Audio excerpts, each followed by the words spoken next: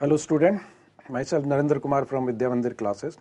तो ये class 12th में एक इम्पॉर्टेंट टॉपिक है बायोमोलिक्यूल्स, और बायोमोलिक्यूल के अंदर जो कार्बोहाइड्रेट्स वाला जो सेक्शन है वो काफ़ी इंपॉर्टेंट है। एक हायर स्टडी का टॉपिक है, इस पर बेस कई सारे क्वेश्चन आते हैं। उसमें एक क्वेश्चन होता है जो केमिकल डिटेक्शन होता है, या वेरियस टाइप के जो कार्बोहाइड्रेट्स है उनको हमें डिस्टिंग्विश करना है, एक जो आपकी लैब एक्टिविटी है उस पर बेस्ड क्वेश्चन आते हैं। उसमें कुछ तो केमिकल टेस्ट जो होते हैं कॉमन से होते हैं, लाइक जो हमारे पास में टॉलरेंस रिएजेंट टेस्ट है, बेनेडिक्ट सॉल्यूशन टेस्ट है, आयोडीन टेस्ट है। कुछ अनयूजुअल टाइप के केमिकल टेस्ट हैं जो स्पेशली हायर स्टडीज से रिलेटेड होते हैं। जो बायोकेमिस्ट्री के स्टूडेंट हैं मेनली वही इन केमिकल टेस्ट को स्टडी करते हैं।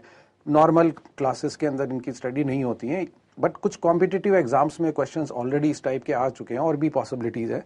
जैसे अभी जो जनवरी 2019 में जो जेई मेंस हुआ है, इसमें आपने देखा होगा कुछ केमिकल टेस्ट, बारफूड टेस्ट पे, परफ्यूरल टेस्ट वगैरह, ये कुछ स्पेशल टाइप के केमिकल टेस्ट है। तो इनको जस्ट एक क्विक रिवीजन कर लेते हैं, इनका क्या होते हैं ये केमिकल टेस्ट, किस टाइप से। अगर फ्यूचर में कुछ क्वेश्चंस अगर आते हैं इस पर बेस्ड तो आप सक्सेसफुली उनको आंसर कर सकते हो। तो हम मेनली हमारा जो एम रहेगा इस डिस्कशन में, chemical test use to detect the carbohydrates. तो देखिए, हमें कार्बोहाइड्रेट्स का क्वालिटेटिव एनालिसिस करना होता है।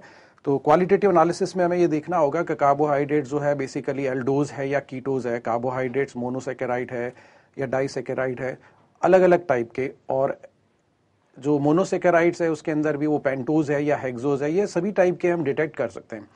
तो एक क्विक रिव्यू देख लेते हैं हम कि कार्बोहाइड्रेट्स होते क्या basically. So you know that carbohydrates are the key source of energy used by all living things, and these carbohydrates are also serve as extracellular structural materials, especially used in cell wall of the bacteria and plants.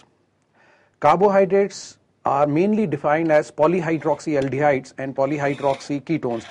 दो type के functional group तो carbohydrates के अंदर होते ही होते हैं, एक alcoholic functional group होगा और एक एल्डिहाइडिक फंक्शनल ग्रुप होगा। सभी कार्बोहाइड्रेट्स के अंदर दोनों एल्डिहाइड और कीटो फंक्शनल ग्रुप एक साथ नहीं मिलेगा। तो हम कह सकते हैं कि कार्बोहाइड्रेट्स जो है पॉलीहाइड्रोक्सी एल्डिहाइड और पॉलीहाइड्रोक्सी कीटोन टाइप के कंपाउंड्स होते हैं। कार्बोहाइड्रेट्स जो बेसिकली कुछ कार्बोहाइड्रेट जो होते हैं स्वीट इन टेस्ट होते हैं, so these are the sugars, and commonly these are named by using a suffix ose after particular type of name like glucose, fructose, maltose, sucrose etcetera. तो just एक naming का तरीका है। अब in carbohydrates का classification अगर हम करेंगे तो कई कैटेगरीज है कार्बोहाइड्रेट्स को क्लासिफाई करने के लिए, अलग अलग बेसिस है, नंबर ऑफ कार्बन एटम्स के बेसिस में, कॉम्प्लेक्सिटी के बेसिस पे। तो जस्ट हम एक क्विक रिव्यू कर लेते हैं, देख लेते हैं कि कार्बोहाइड्रेट्स के वेरियस टाइप्स क्या क्या है। सो कॉम्प्लेक्सिटी के बेसिस पे अगर हम देखेंगे तो कार्बोहाइड्रेट्स को हम दो मेन कैटेगरीज में डिवाइड कर सकते हैं। एक हो गया सिंपल कार्बोहाइड्रेट्स और दूसरा हो गया कॉम्प्लेक्स कार्बोहाइड्रेट। सिंपल कार्बोहाइड्रेट्स के अंदर बेसिकली मोनोसेकेराइड्स टाइप के होते हैं, ग्लूकोज, फ्रक्टोज, गैलेक्टोज। और कॉम्प्लेक्स कार्बोहाइड्रेट्स के अंदर जो है डाइसेकेराइड्स, ओलिगोसेकेराइड्स एंड पॉलीसेकेराइड्स की कैटेगरी को हम इंक्लूड करते हैं। ना जो सेकंड तरीका है हमारा कार्बोहाइड्रेट्स को क्लासिफाई करने का, वो है साइज के बेसिस पे। साइज का मतलब यहाँ पर है कि एक जो हमारे पास में मॉलिक्यूल है कार्बोहाइड्रेट्स का, उसमें नंबर ऑफ कार्बन एटम्स कितने, स्पेशली ये जो सिंपल कार्बोहाइड्रेट्स है उसी के बारे में हम पहले बात कर रहे हैं। तो साइज के बेसिस पे अगर हम देखेंगे तो 4 carbon sugar tetrose, 5 carbon sugar pentose, 6 carbon sugar hexose, 7 carbon sugar heptose etcetera, इस टाइप से ये हम कैटेगरी यूज करते हैं। फिर इन कार्बोहाइड्रेट्स को फंक्शनल ग्रुप के बेसिस पे भी हम क्लासिफाई कर सकते हैं कि भी किस टाइप का फंक्शनल ग्रुप है। तो जैसे मैंने बताया था कि कार्बोहाइड्रेट जो है वो पॉलीहाइड्रोक्सी एल्डिहाइड या पॉलीहाइड्रोक्सी कीटोन ही होते हैं। तो दो टाइप के फंक्शनल ग्रुप्स हो सकते हैं, जिसमें एल्डिहाइडिक फंक्शनल ग्रुप है, we call them as aldose. So these are the sugars having aldehydic functional group. और जैसे ये पॉलीहाइड्रोक्सी एल्डिहाइड है, इसलिए ये एसिटल और हेमी एसिटल फॉर्म में भी एग्जिस्ट कर सकते हैं। तो एल्डोज होगा या फिर एसिटल टाइप का इक्विवेलेंट होगा। और दूसरी जो कैटेगरी है फंक्शनल ग्रुप के टर्म्स में वो है कीटोज। कीटोज का मतलब है कि इसमें कीटोनिक फंक्शनल ग्रुप है। पॉलीहाइड्रोक्सी कीटोन होने का मतलब है कि ये इंट्रामोलिकुलर हेमीकीटल फॉर्मेशन में एग्जिस्ट कर सकता है। तो उसका जो हेमीकीटल या हेमीकीटल और कीटल इक्विवेलेंट हम उसका कंसिडर कर सकते हैं। जो नेक्स्ट कैटेगरी है रिएक्टिविटी के बेसिस में है कि कुछ पर्टिकुलर टाइप के कार्बोहाइड्रेट्स कुछ पर्टिकुलर टाइप के रिएजेंट्स के साथ रिएक्ट करते हैं, दूसरे कार्बोहाइड्रेट्स उसी पर्टिकुलर रिएजेंट्स के साथ रिएक्ट नहीं करते हैं। तो उस बेसिस पे हम इसको दो कैटेगरी में क्लासीफाई कर सकते हैं। एक हो गया reducing category, reducing carbohydrates, reducing sugars, और दूसरा हो गया non reducing sugar. Most common type के जो क्वेश्चन है वो इसी कैटेगरी पे आते हैं कि रिड्यूसिंग कौन सा है, कौन सा नॉन रिड्यूसिंग है, या ये जो आपका कीटोज है या एल्डोज है, एसिटल्स है, हेमी एसिटल्स है। ये दो जो कैटेगरी है इस पर बेस्ड कई सारे क्वेश्चंस जो आपको मिलते हैं। तो जैसे रिड्यूसिंग कैटेगरी में डिवाइड करने का बेसिस हमारा ये है कि जो टॉलेंस रिएजेंट है या बेनेडिक्ट्स रिएजेंट है या फिर फेलिंग्स रिएजेंट जो है, इनके साथ रिएक्ट करने पे ये जो शुगर है वो ऑक्सीडाइज हो रहा है या नहीं हो रहा है। अगर ऑक्सीडाइज हो जाएगा तो हम उसको कहेंगे रिड्यूसिंग शुगर, और अगर ऑक्सीडाइज नहीं होगा तो हम कहेंगे नॉन रिड्यूसिंग शुगर।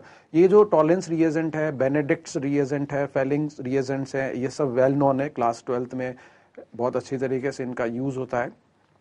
सब ऑक्सीडाइजिंग एजेंट की तरह काम करेंगे, एल्डिहाइड्स को ये इजीली ऑक्सीडाइज कर देते हैं। तो ये हमारा जो है क्लासिफिकेशन हो गया कार्बोहाइड्रेट्स का। अब जस्ट इसी का एक क्विक रिव्यू अगर देखोगे तो कार्बोहाइड्रेट्स को आपने 4 मेन कैटेगरीज में डिवाइड कर रखा है, monosaccharide, disaccharide, oligosaccharide and polysaccharides. तो मोनोसेकेराइड्स का मतलब है जिसमें एक सिंगल शुगर यूनिट होगी, ठीक है, सिंगल मॉलिक्यूल शुगर मॉलिक्यूल की तरह काम करेगा, वन शुगर मॉलिक्यूल। इसके अंदर वेरियस कैटेगरीज है, ग्लूकोज है, फ्रक्टोज है, गैलेक्टोज है, ये 3 इंपॉर्टेंट मोनोसेकेराइड्स है। डाइसेकेराइड्स के अंदर बेसिकली 2 मोनोसेकेराइड यूनिट्स कंबाइन करके एक सिंगल डाइसेकेराइड यूनिट बना लेते हैं। तो 2 शुगर मॉलिक्यूल्स कंबाइन करके एक मॉलिक्यूल की तरह बिहेव करेंगे। इसमें इंपॉर्टेंट एग्जांपल है sucrose, lactose and maltose. Oligosaccharides का मतलब हो गया 2 to 10 शुगर मॉलिक्यूल्स कंबाइन करके एक बड़ा सा मॉलिक्यूल बन जाता है। तो इसमें जो है हमारे पास में रेफिनोज एक कैटेगरी हो गया, स्टेकाइमोज एक कैटेगरी हो गई, पॉलीसेकेराइड्स 10 और मोर शुगर मॉलिक्यूल्स कंबाइन करके एक अगर बिग मॉलिक्यूल अगर जनरेट होता है, मतलब ये बेसिकली जो डाइसेकेराइड है, ओलिगोसेकेराइड है, पॉलीसेकेराइड है, basically condensation products of monosaccharides हैं। तो स्टार्च, ग्लाइकोजन और सेलुलोज जो है ये इंपॉर्टेंट पॉलीसेकेराइड्स की कैटेगरी में आते हैं। नेक्स्ट देखिए, जो मोनोसेकेराइड्स है कंटेन 1 मोनोसेकेराइड यूनिट, ये अभी हमने देख ही लिया था। इसके अंदर disaccharides contain 2 monosaccharide units and oligosaccharide contains 3 to 9 monosaccharide units and polysaccharide can contains more than 9 monosaccharide units. Complex carbohydrates can be broken down into smaller sugar units, smaller carbohydrate molecules through a process known as hydrolysis। और ये जो hydrolysis है वो acid catalyse hydrolysis होता है। जब तक acid as a catalyst नहीं होगा तब तक इनका जो हाइड्रोलिसिस है वो बहुत स्लोली प्रोसीड करता है। नाउ ये जो हमारे पास में, जैसे मैंने बताया था कि जो रिड्यूसिंग और नॉन रिड्यूसिंग की जो कैटेगरी है ये बड़ी इंपॉर्टेंट कैटेगरी है। जस्ट एक क्विक रिव्यू कर लेते हैं कि कैसे डिफाइन करेंगे कि ये गिवन कार्बोहाइड्रेट्स जो है वो रिड्यूसिंग है या नॉन रिड्यूसिंग है। तो if the oxygen atom on the anomeric carbon of a sugar is not attached to any other structure, then that sugar can act as a reducing sugar and known as reducing carbohydrates, reducing sugar। तो अब हमें ये देखना है कि जो हमारा एक मॉलिक्यूल है मोनोसेकेराइड का, डाइसेकेराइड का या ओलिगोसेकेराइड, कोई भी हो सकता है, कार्बोहाइड्रेट्स का एक मॉलिक्यूल है, उसमें एक पर्टिकुलर टाइप का कार्बन एटम होगा, that is called as anomeric carbon atom. इस एनोमेरिक कार्बन का जो ऑक्सीजन है, if the oxygen on the anomeric carbon of a sugar is not attached to any other structure, that sugar is called as reducing sugar. ये 2 structures बने हुए glucopyranose के हैं, alpha D glucopyranose and beta D glucopyranose. इनको देखिए आप ध्यान से, जो ये कार्बन 1 है इन दोनों स्ट्रक्चर्स के अंदर वो एक टाइप का एनोमेरिक कार्बन एटम है। इस एनोमेरिक कार्बन का जो ऑक्सीजन है, ये जो OH ग्रुप वाला जो O है उसकी बात हो रही है, OH ग्रुप वाले O की बात हो रही है, ये किसी और स्ट्रक्चर से अटैच्ड नहीं है, ठीक है, और किसी पार्ट से अटैच्ड नहीं है, तो इसलिए इसको हम क्या कह देंगे, रिड्यूसिंग शुगर की कैटेगरी में आएगा।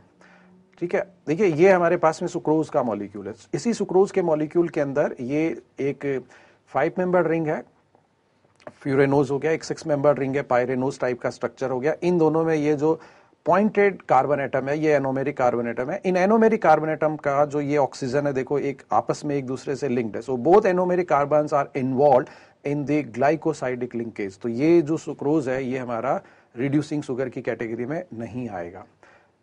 ये देखिए एक दूसरा स्ट्रक्चर है हमारे पास में लैक्टोज का। तो इस लैक्टोज के अंदर जो है एनोमेरिक कार्बन एटम का O जो है फ्री है, किसी और स्ट्रक्चर से कनेक्टेड नहीं है. So free anomeric and able to mutarotate. जो भी रिड्यूसिंग शुगर है ऑल्सो शोज म्यूटा रोटेशन. एक वेल नोन फिनोमिना है, you all are aware about mutarotation. ये जो कार्बोहाइड्रेट्स हैं, शुगर्स है, इनका जो कुछ फिजिकल प्रॉपर्टीज को अगर हम देखते हैं तो सॉल्युबिलिटी ऑफ शुगर्स को अगर हम देखेंगे तो monosaccharides and disaccharides can be dissolve freely in water. Sugar को हम वाटर में डिसॉल्व करते हैं.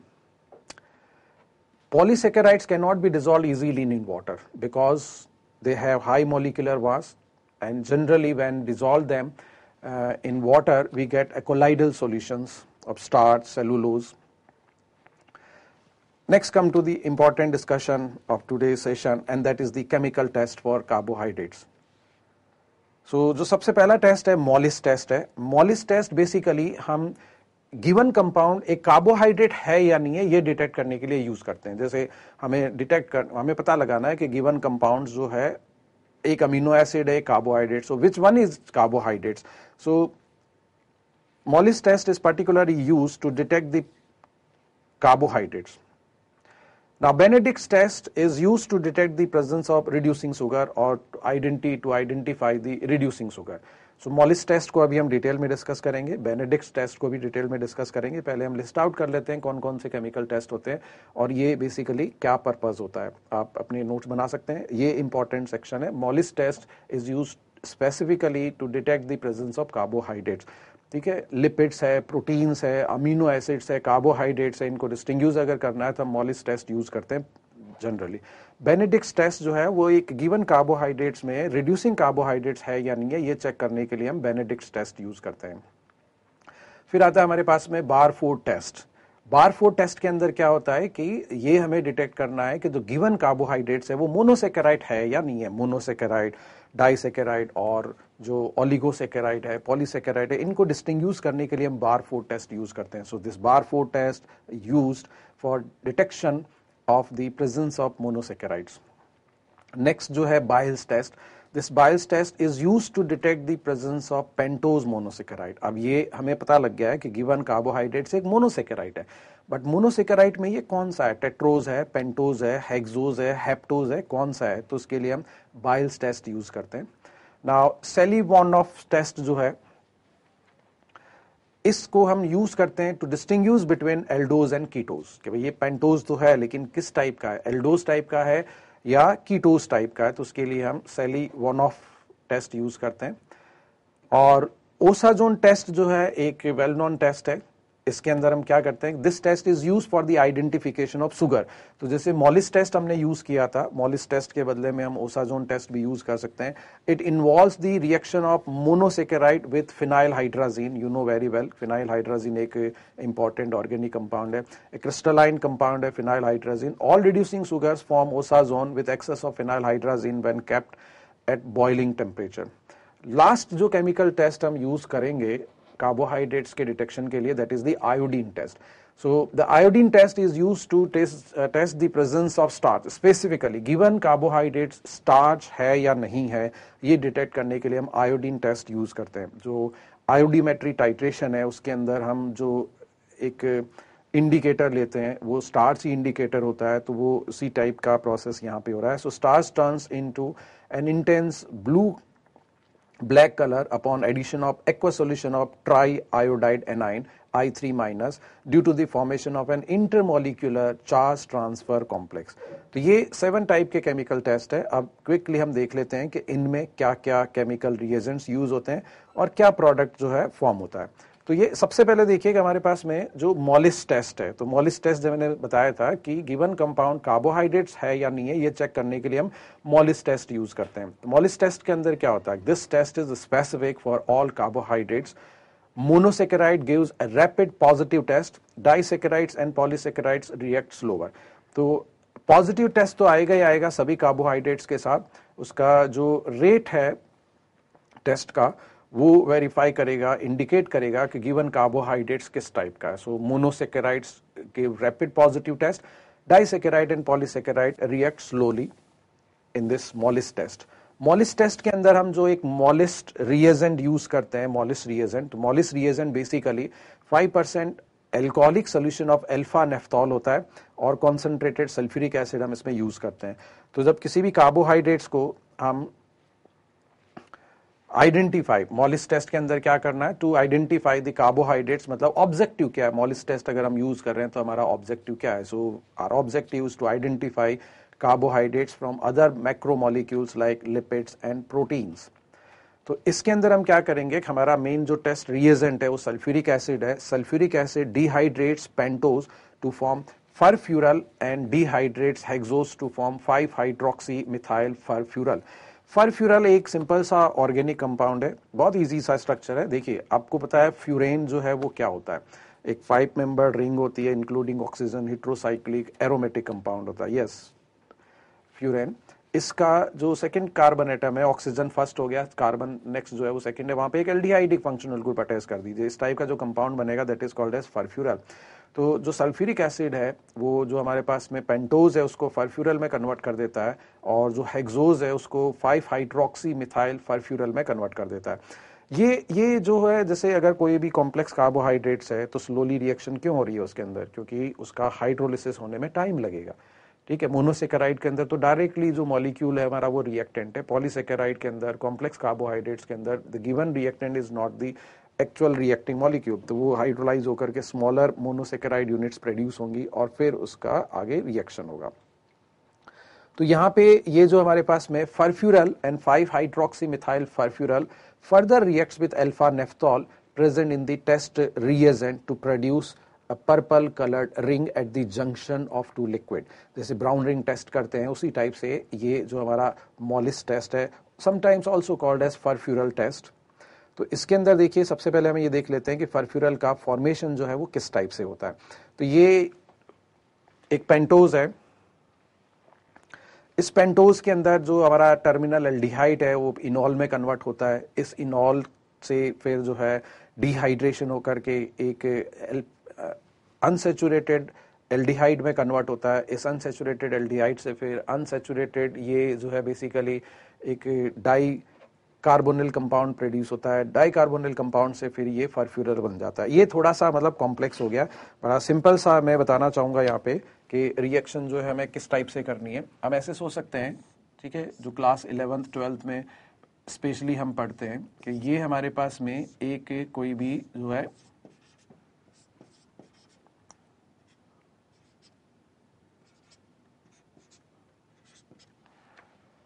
ये कोई एक कंपाउंड है हमारे पास में।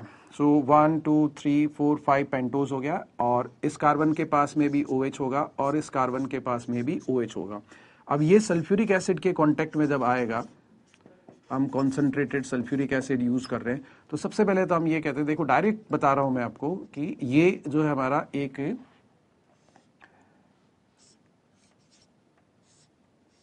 साइक्लिक ईथर का फॉर्मेशन हो जाएगा और ये साइक्लिक ईथर बन गया है। अब इस साइक्लिक ईथर के अंदर डिहाइड्रेशन हो जाएगा। तो साइक्लिक ईथर के अंदर डिहाइड्रेशन अगर हम देखेंगे तो यहाँ पे एक हाइड्रोजन एटम लगा हुआ है और यहाँ पे एक हाइड्रोजन एटम लगा हुआ है। तो ये जो वाटर मॉलिक्यूल है वो इजीली रिमूव हो सकता है क्योंकि इससे सिस्टम में कॉन्जुगेशन आ जाएगा। तो सिस्टम में कॉन्जुगेशन आने से यहाँ पे डबल बॉन्ड बन जाएगा। तो ये हमने डबल बॉन्ड बना लिया है, ये एल्डिहाइडिक फंक्शनल ग्रुप है, ये डबल बॉन्ड आ गया, ये OH ग्रुप यहाँ पर है और ये हाइड्रोजन हमने यहाँ पे हाईलाइट कर दिया क्योंकि ये CH2OH होगा। अब इसमें जो है फर्दर एक वाटर का लॉस हो जाएगा और इस वाटर मॉलिक्यूल का लॉस बहुत इजीली हो जाएगा क्योंकि यहाँ पे देखेंगे आप तो एक एरोमेटिक सिस्टम जनरेट हो रहा है। तो aromatisation is a very strong driving force for a particular reaction. तो किसी भी रिएक्शन में अगर कोई एक एरोमेटिक कंपाउंड प्रोड्यूस अगर हो रहा है तो वो रिएक्शन बहुत इजीली हो जाती है। तो ये जो एक प्रोडक्ट यहाँ पे बन गया है, इस प्रोडक्ट को हम कहेंगे फरफ्यूरल। तो ये फ्यूरॉन टाइप का है और इसके अंदर ये एल्डिहाइडिक फंक्शनल ग्रुप लगा हुआ है। और अगर हम कोई हेक्सोज अगर ले लेंगे तो यहाँ पे ये एक CH2OH ग्रुप जो है वो लगा हुआ रहेगा, CH2OH group as it is लगा हुआ रहेगा। तो उसके अंदर जो कंपाउंड प्रोड्यूस होगा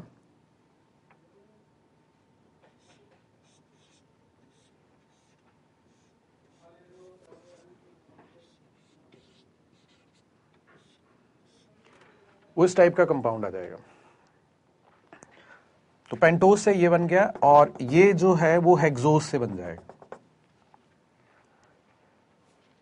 तो ये थोड़ा कॉम्प्लेक्स मैकेनिज्म है, एक्चुअल मैकेनिज्म है, ये मैंने बिल्कुल शॉर्ट तरीके से बता दिया कि ओवरऑल इसके अंदर क्या हो रहा है। नाउ ये जो दो स्ट्रक्चर्स हमने बनाए हैं वही स्ट्रक्चर्स यहाँ पे दिखाई दे रहे हैं।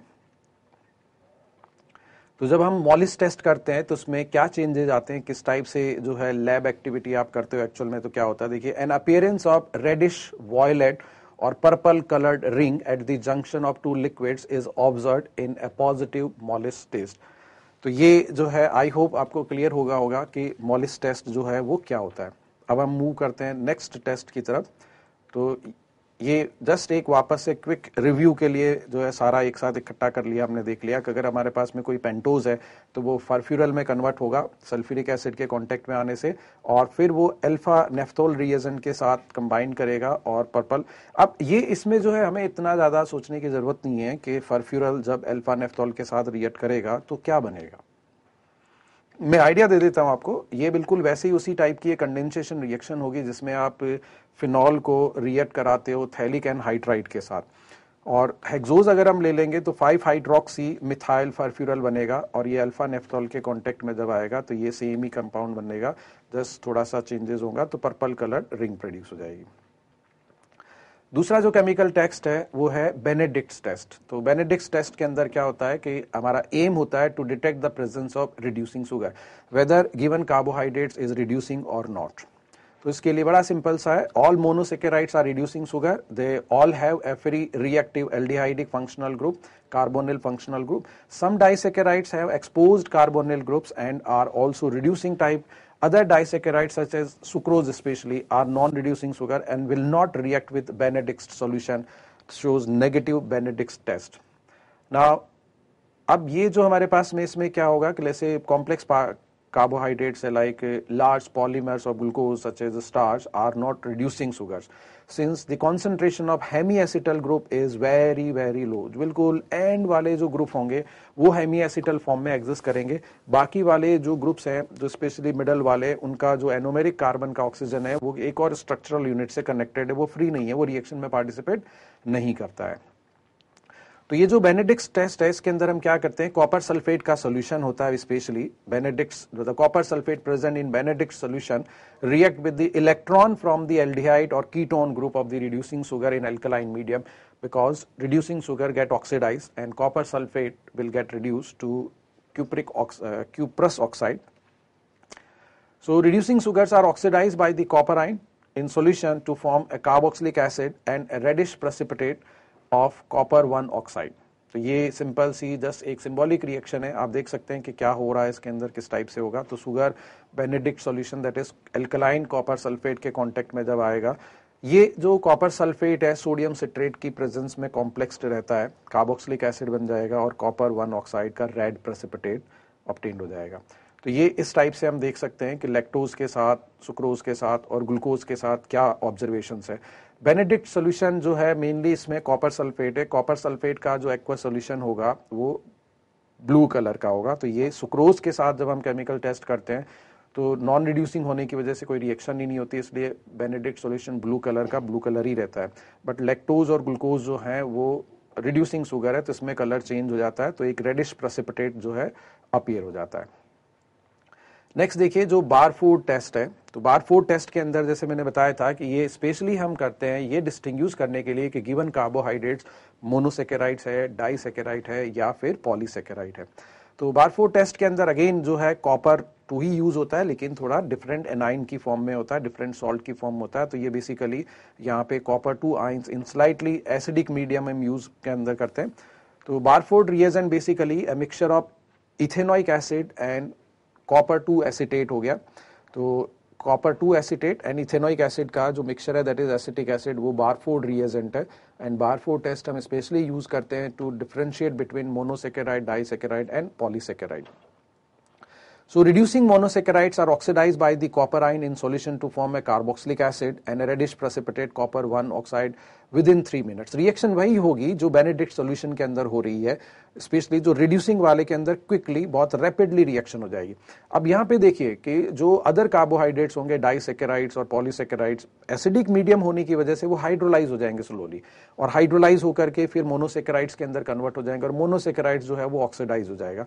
तो इसके अंदर जो भी ऑब्जर्वेशन होगी उसमें कुछ टाइम लगेगा, तो वो जो टाइम है वो नोट डाउन हम करेंगे। वो टाइम हमें बताएगा कि गिवन कार्बोहाइड्रेट्स किस टाइप का कार्बोहाइड्रेट्स है। So reducing monosaccharides are oxidized by the copper ion in solution to form a carboxylic acid and a reddish precipitate of copper 1 oxide within 3 minutes. ये बिल्कुल जैसे ल्यूकास टेस्ट हम करते हैं उस टाइप की कुछ ऑब्जर्वेशन है। Reducing disaccharides undergoes the same reaction but do so at a slower rate. जो reducing disaccharides है जैसे lactose है, maltose है, ये भी जो है Barfoed test positive test show करेंगे, बट थोड़ा सा जो रेडिश प्रेसिपिटेट अपीयर होने में थोड़ा टाइम लगेगा।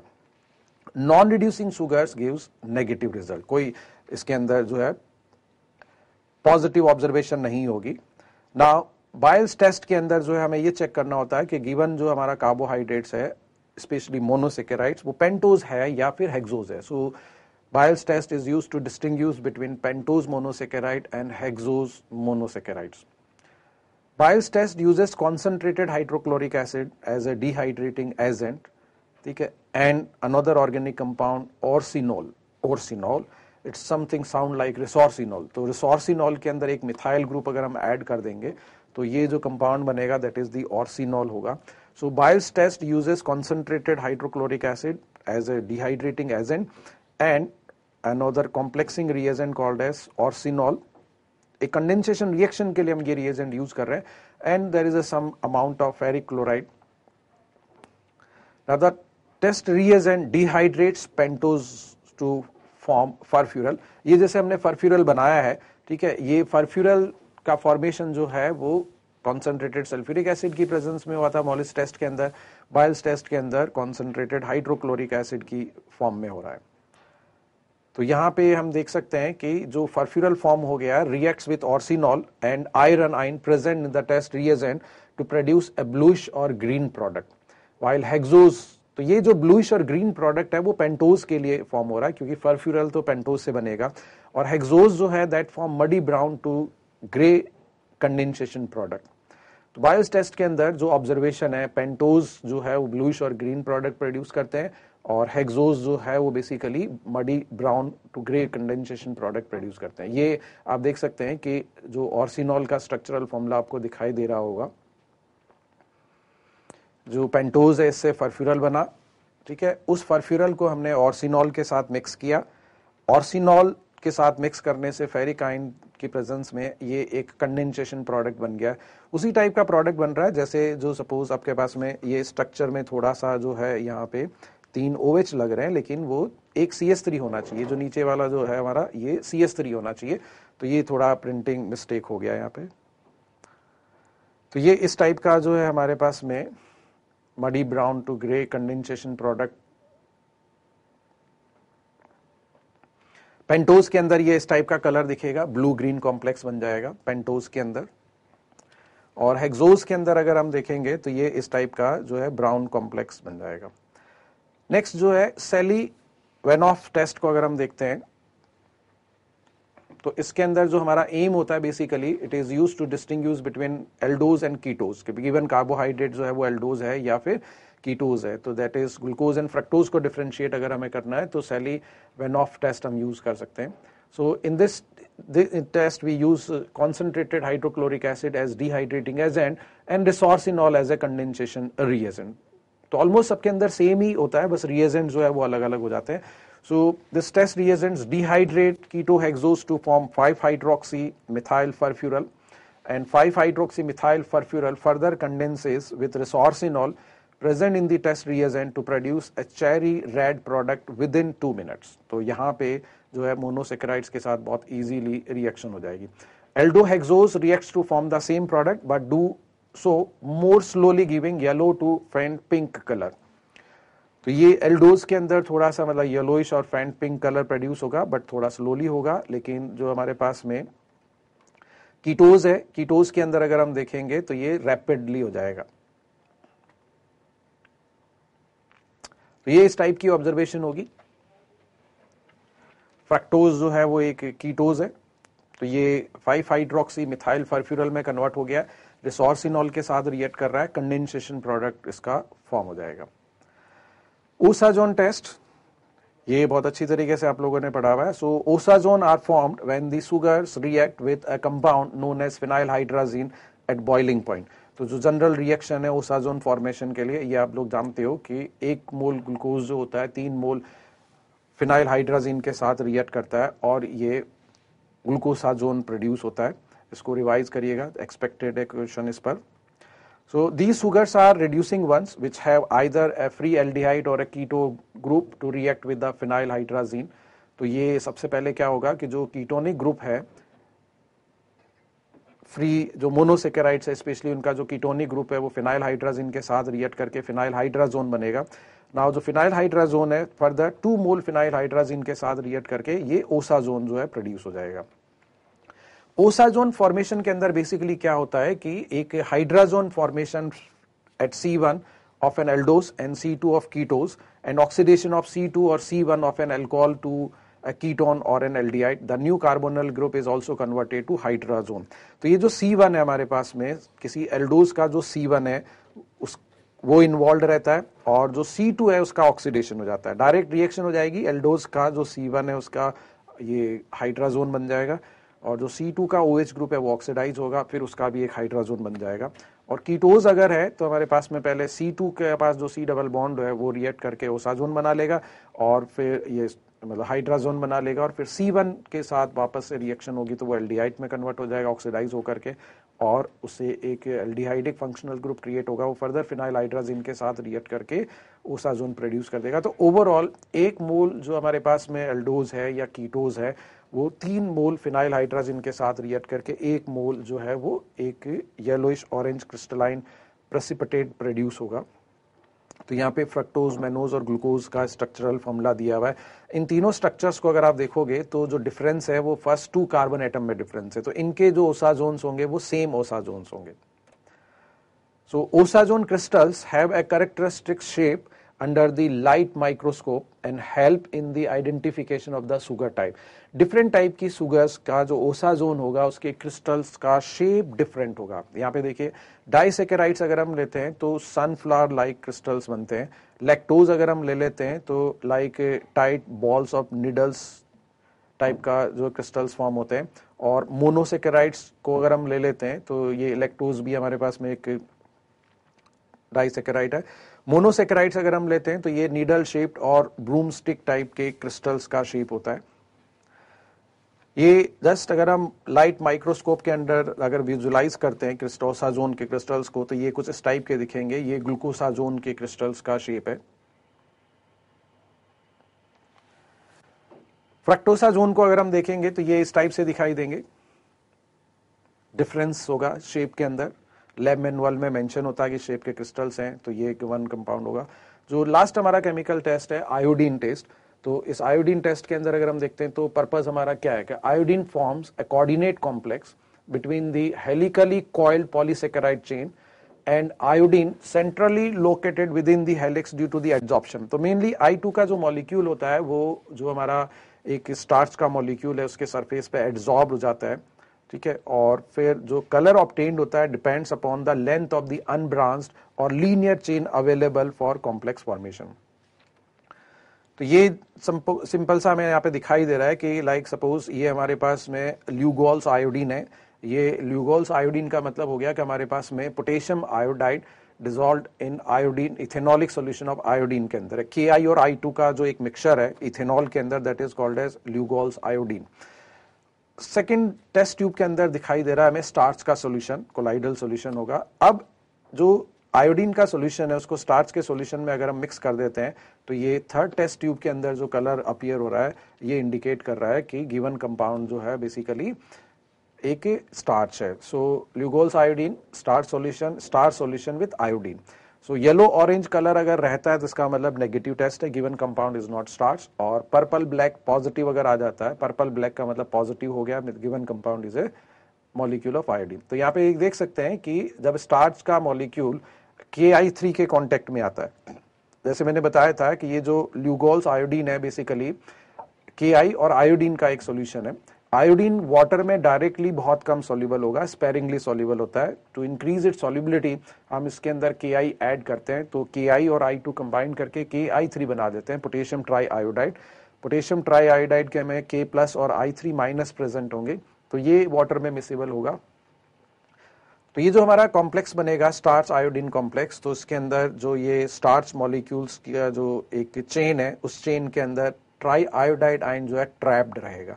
These are called as inclusion complexes. तो ये जस्ट एक रिप्रेजेंटेशन है। ये पर्पल कलर की जो बॉल्स हैं वो 3 आयोडीन के एटम्स को दिखाई दे रहा, I3-।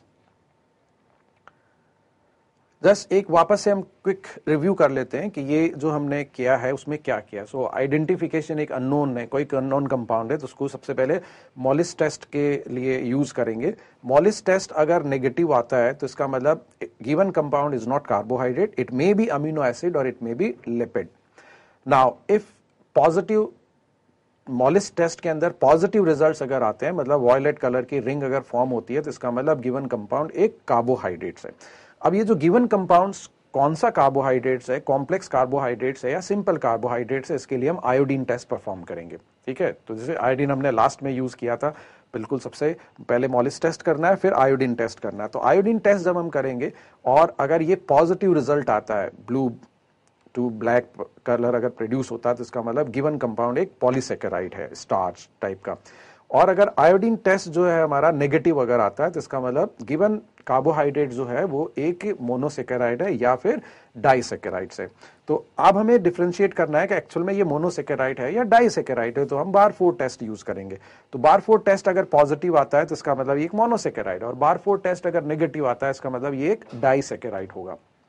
Okay, now Barfoed test अगर पॉजिटिव आ गया इसका मतलब ये एक मोनोसेकेराइड हो गया। तो मोनोसेकेराइड के अंदर ये किस टाइप का मोनोसेकेराइड है, क्या ये एक कीटोस टाइप का है या फिर ये एक एल्डोस टाइप का है? तो उसके लिए हम ये सेली वेनॉफ टेस्ट परफॉर्म करते हैं। तो सेली वेनॉफ टेस्ट के अंदर अगर चेरी रेड प्रोड्यूस अगर होता है तो वो एक फ्रक्टोज को इंडिकेट करेगा, दैट इज कीटोस को।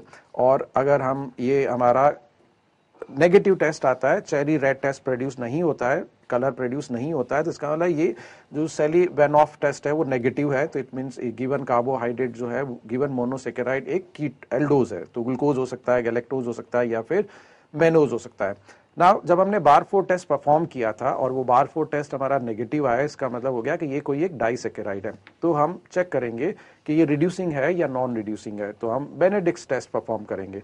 तो बेनेडिक्ट टेस्ट जो है अगर हमारा पॉजिटिव आ जाता है, इसका मतलब ये एक रिड्यूसिंग शुगर है, और बेनेडिक्ट टेस्ट अगर नेगेटिव आता है इसका मतलब एक ये नॉन रिड्यूसिंग शुगर है। और among disaccharide non reducing sugar एक ही होगा, दैट इज द सुक्रोज। और रिड्यूसिंग शुगर में भी ये किस टाइप का है, उसके लिए हम ओसाजोन टेस्ट परफॉर्म करेंगे। तो ओसाजोन टेस्ट परफॉर्म करेंगे तो sunflower type needles, sunflower types crystals का फॉर्मेशन अगर होता है तो ये एक माल्टोज होगा, या हेज हॉज सेफ्ट क्रिस्टल्स का फॉर्मेशन अगर होता है तो ये लैक्टोज टाइप का होगा। और सुक्रोज को फर्दर वेरीफाई करने के लिए हम हाइड्रोलिसिस टेस्ट यूज कर सकते हैं। हाइड्रोलिसिस टेस्ट के अंदर जो है बेसिकली इसका जो एंगल ऑफ ऑप्टिकल रोटेशन है वो चेंज हो जाता है, इन्वर्जन हो जाता है, तो that is the hydrolysis test. तो ये एक क्विक रिव्यू टाइप का हो गया, ये मतलब बहुत अच्छा है, जस्ट एक सिंपल सा। साथ में आप अपने नोट्स बनाते समय ये लिख लीजिए भी मॉलिस टेस्ट के अंदर क्या रिएजेंट होता है, ठीक है, आयोडीन टेस्ट में क्या रिएजेंट्स होता है, बारफोर टेस्ट में क्या रिएजेंट्स है, और ये जो सेली वेनॉफ टेस्ट के अंदर क्या रिएजेंट्स है, बेनेडिक्ट टेस्ट के क्या रिएजेंट्स है, एटसेट्रा। ये अगेन हम एक क्विक रिवीजन कर लेते हैं कि ग्लूकोज को अगर हम देखेंगे तो मॉलिस टेस्ट ग्लूकोज जो है पॉजिटिव देगा, कार्बोहाइड्रेट है, सारे कार्बोहाइड्रेट मॉलिस टेस्ट शो करते हैं। So purple ring at the junction of two liquids, glucose is a carbohydrate. Benedict test अगर हम परफॉर्म करेंगे तो ग्लूकोज एक रिड्यूसिंग शुगर है, तो ये भी पॉजिटिव टेस्ट आएगा। Brick red precipitate colour depends on amount of sugar, ठीक है, यूरिन में या ब्लड में जो शुगर है उसका अमाउंट चेक करते हैं, तो ये बेनेडिक्ट टेस्ट यूज करते हैं, बेनेडिक्ट रिएजेंट यूज करते हैं। शुगर के परसेंटेज के बेसिस पे अलग अलग टाइप का जो है कलर होता है, उसकी इंटेंसिटी होती है। तो बेनेडिक्ट टेस्ट जो होगा वो पॉजिटिव आएगा, ग्लूकोज के अंदर ब्रिक रेड प्रेसिपिटेट आ रहा है, so glucose is a reducing carbohydrate. बारफोर टेस्ट परफॉर्म कर रहे हैं और ग्लूकोज के लिए, तो अगर ये scanty red precipitate at the bottom of test tube अगर अपीयर हो रहा है तो इसका मतलब ये इंडिकेट कर रहा है कि glucose is a reducing monosaccharide. Glucose एक मोनोसेकेराइड हो गया। सेली-वेनॉफ टेस्ट के अंदर अगर हम देखेंगे तो ये cherry red colour is not observed, तो इसका मतलब ग्लूकोज जो है वो कीटो नहीं है, glucose is not a keto hexose. Osazone test perform करेंगे तो नीडल शेप्ड क्रिस्टल का फॉर्मेशन होगा। नीडल शेप्ड क्रिस्टल का फॉर्मेशन कंफर्म करता है कि गिवन कंपाउंड एक ग्लूकोज है। तो ये ऐसे इसी टाइप से जो है हम फ्रक्टोज के लिए भी एक ऑब्जर्वेशन डेवलप कर सकते हैं। मॉलिस टेस्ट अगर हम परफॉर्म करते हैं फ्रक्टोज के लिए तो purple ring at the junction of two liquid form होगी। ये इंडिकेट करेगा कि फ्रक्टोज एक कार्बोहाइड्रेट्स है, तो fructose is a carbohydrate. Benedict's test जब हम परफॉर्म करेंगे तो ब्रिक रेड प्रेसिपिटेट ऑब्टेन्ड होगा एंड अगेन कलर जो होगा वो डिपेंड करेगा कि फ्रक्टोज का कितना अमाउंट है। सो फ्रक्टोज एक रिड्यूसिंग शुगर है। बेनेडिक्ट्स टेस्ट क्लियरली हम कह सकते हैं कि ये बताएगा कि रिड्यूसिंग और non reducing. Now Barfoed test जब हम परफॉर्म करते हैं तो scanty red precipitate at the bottom of test tube produce होता है, तो ये इंडिकेट कर रहा है कि fructose is a reducing monosaccharide. ठीक है, बारफोर टेस्ट ये बताएगा कि गिवन कंपाउंड जो है वो मोनोसेकेराइड है, डाइसेकेराइड है, ओलिगोसेकेराइड है, क्या है। नाउ सेली-वेनॉफ टेस्ट बताएगा कि ये किस टाइप का एल्डोज है या कीटोज है। तो चेरी रेड कलर ऑब्जर्व होता है फ्रक्टोज का सेली-वेनॉफ टेस्ट के अंदर, तो fructose is a keto hexose. Osazone test जब हम परफॉर्म करेंगे फ्रक्टोज के लिए तो इसमें भी जो है नीडल शेप्ड क्रिस्टल्स का फॉर्मेशन होगा। So fructose, glucose and mannose form similar type of crystals. Sucrose में देखिए कि मॉलिस टेस्ट परफॉर्म करेंगे तो purple ring at the junction of two liquid form हो रही है, तो ये कंफर्म कर रहा है कि सुक्रोज एक कार्बोहाइड्रेट्स है। बेनेडिक्ट्स टेस्ट जो है वो सुक्रोज के लिए नेगेटिव आएगा, क्योंकि सुक्रोज के अंदर जो है एनोमेरिक कार्बन का जो ऑक्सीजन है वो फ्री फॉर्म में नहीं होगा, एक और स्ट्रक्चरल यूनिट उसके साथ अटैच्ड होगा। So it is a non reducing carbohydrates. बारफोर टेस्ट परफॉर्म करेंगे तो उसमें भी कोई चेंज, पॉजिटिव चेंज नहीं आएगा, नो चेंज इन कलर, तो इसका मतलब ये एक मोनोसेकेराइड नहीं है, डाइसेकेराइड है। और सेली-वेनॉफ टेस्ट अगर हम परफॉर्म करते हैं तो चेरी रेड कलर प्रोड्यूस होता है, तो इसका मतलब ये कीटो हेक्सोज कंटेनिंग डाइसेकेराइड है। तो सुक्रोज में फ्रक्टोज होता है, तो सुक्रोज में फ्रक्टोज यूनिट है, तो फ्रक्टोज यूनिट होने की वजह से ये सेली-वेनॉफ टेस्ट जो है पॉजिटिव आएगा सुक्रोज के लिए। हाइड्रोलिसिस टेस्ट जब हम करते हैं सुक्रोज के लिए तो हाइड्रोलिसिस प्रोडक्ट जो होते हैं वो सुक्रोज के, ठीक है, that form positive reactions with Benedict's reagents and Barfoed's reagents. So confirmatory test for sucrose यही हो गया हमारा। हाइड्रोलिसिस से इन्वर्जन हो जाएगा, इन्वर्जन से सुक्रोज, ये सुक्रोज के हाइड्रोलिसिस से ग्लूकोज एंड फ्रक्टोज बनेंगे, और ग्लूकोज और फ्रक्टोज जो है वो दोनों बेनेडिक्ट्स टेस्ट शो करेंगे। ओसाजोन टेस्ट अगर करेंगे तो sucrose is not a reducing sugar, only reducing sugar forms osazone. So sucrose does not form osazone crystal. So ये हमारा जो है इस टाइप से हम कहेंगे कि हमने एक क्विक रिवीजन कर लिया है केमिकल टेस्ट का। सो आई होप ये जो है आपके लिए अच्छा रहा होगा। आप अपने नोट्स बनाइए, कोई अगर इश्यू है तो you can discuss when coming to the class. Thank you very much.